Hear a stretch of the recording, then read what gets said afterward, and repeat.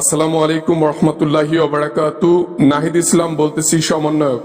Sorry, এখন আর সমন্বয়ক নাই, পদত্যাগ করেছি। আমি সাধারণ জনগণ, ছাত্র জনতার মধ্যে থেকে একজন নাহিদ ইসলাম বলতেছি।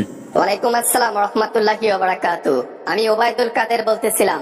আরে ওবায়দুল কাদের, কাউয়া কাউয়া কাউয়া বলছিলাম। অবশেষে পদত্যাগ করলা না? টের পাইছো আমরা আসতেছি। আরে কাউয়া, সেই জন্য পদত্যাগ করি নাই। জনগণের পাশে রাস্তায় দাঁড়াবো, এই জন্য পদত্যাগ করছি।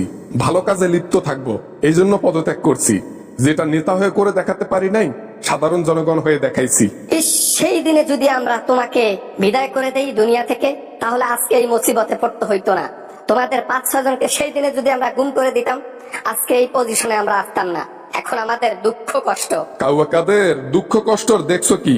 16টা বছর জনগণকে দুঃখে কষ্টে রাখছিলা, এখন নিজেই দুঃখে কষ্টে আছো।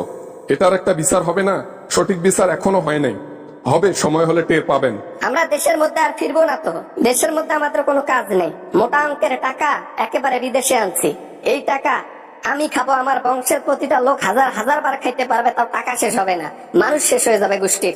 ওই টাকা সুদের টাকা, ওই টাকা দুর্নীতির টাকা, ওই টাকা অশ্লীল টাকা, ওই টাকা হচ্ছে কালা টাকা, ওই টাকা সাধারণ জনগণের টাকা। এটা কখনো হালাল হবে না। জাহান্নামে কিও হিসাব দিতে হবে আপনাকে। মরার পর আল্লাহ তাআলা জিজ্ঞেস করবে, কোন টাকা খাইছিস দুনিয়ায়? তখন কি বলবি? জনগণের টাকা খাইছি। না, মানে দুর্নীতি করে টাকা কামাইতেও কিন্তু কষ্ট লাগে। এজন্য দুর্নীতির টাকা আসলে কালো টাকা না, এটা সাদা টাকা। কারণ ওই যে দুর্নীতি করে টাকা কামাইতেও কষ্ট লাগে। কষ্ট যেখানে, কেষ্ট সেখানে। বড় বড় পীর মৌলানার মতো আপনিও হয়ে গেছেন দেখি ওই রকমই। হ্যাঁ, নিজে নিজে হাদিস তৈরি করে আপনিও ওইরকম বের করছেন। হ্যাঁ, যে দুর্নীতি করে কষ্ট করে টাকা ইনকাম করছি, সেই টাকা আবার কালো টাকা হয়, অশ্লীল টাকা হয়। বাহ বাহ বাহ বাহ কাউয়া বাহ। না, মানে কথা সেটা না। কথা হচ্ছে এতদিন সমন্বয়ক ছিলা, একজন সমন্বয়ক থেকে একজন উপদেষ্টা ছিলা। হ্যাঁ, টাকা পয়সা ভালোই ইনকাম করছো মনে হয়, এজন্য পদত্যাগ করছো, তাই না? ঠিক বলছি না? বেটা কাউয়া, যদি টাকা পয়সা ইনকাম করারই হতো, যখন আওয়ামী লীগের আয়ত্তায় আমরা ছিলাম, যখন হাসিনা সরকার আমাদেরকে ধরছিল, অফার দিয়েছিল 600 কোটি টাকা, হ্যাঁ নিয়েছিলাম, তখন নিতে পারতাম। তোমাদেরকে দেখে নেব। হ্যাঁ, ঢং করো, ভালো সাজার অভিনয় করো। হ্যাঁ, দেখে নেব। আমাদেরকে বাস দিছো না, আমরা উল্টো বাংলাদেশে গিয়ে তোমাদেরকে বাস দেব। বাস খাওয়ার জন্য রেডি থাকো তোমরা, দেখিও। যেখানে আপনার নেত্রীর বাংলাদেশে আসার কথা শুনলে 10 বার করে প্যান্ট ভিজে যায়, সেখানে আপনি সেলাপেলা কি ডুকরা ডুকরি করতেছেন মিয়া? কাউয়া কাদের মিয়া, ফালতু কথা বাদ দিয়া পয়েন্টে আসেন। কি বলতে চাচ্ছেন খোলাসা করেন। কিচ্ছু খোলাসা করার নাই। বাংলাদেশে যাবই না, আপনার ভয় যাবই না। চাপা টাপা মারি চলতে হবে, তাছাড়া তো উপায় নাই। এজন্য চাপা টাপা মারি, যে এখনো স্ট্রং আছি আমরা আওয়ামী লীগ।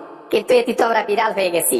এই তো বেটা লাইনে আইসস, এতদিনে একটা সত্য কথা বলছস, যে আগে ছিলি সিংহ, এখন হচ্ছিস বিড়াল। কিন্তু মুখ এখনো শক্তই আছে। কথায় আছে না, উরির মুখ শক্ত পিছন নরম। কাদের তোমার এই একই দশা। যে টাকা কামাইছে এই টাকা দিয়ে জীবন যাপন করে শেষ করতে পারবো না। দূর মিয়া, রাখ তোর রাজনীতি, রাখ তোর বাংলাদেশ।